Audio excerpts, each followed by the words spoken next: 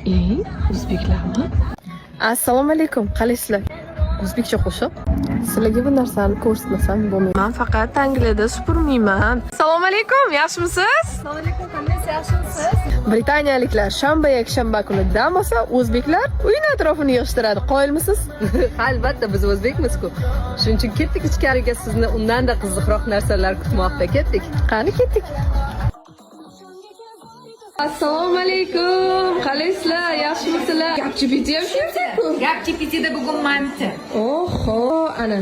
Videoni oxirigacha ko'rib, like bosish esingizdan chiqmasin. Londondagi o'zbek ayollari bugungi kunda butun dunyoda mehr-oqibat, inoqchilik kamyob bo'lib borayotgan bir paytda biz Londonda yashovchi o'zbek ayollari bir oyda hech bo'lmasa bir marta yig'ilamiz. Farzandlarimizga o'zbek milliy urf-odatlarini, mehr-oqibat va inoqlikni ko'rsatamiz.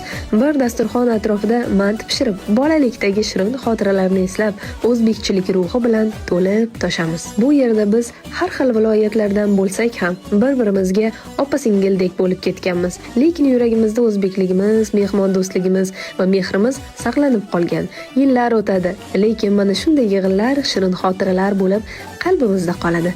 Chet elda yashab ham milliyligini unutmagan barcha o'zbek ayollariga tasanno bo'lsin. Like bosib, obuna tugmasini bosish esingizdan chiqmasin. Nima ketayotgan bola?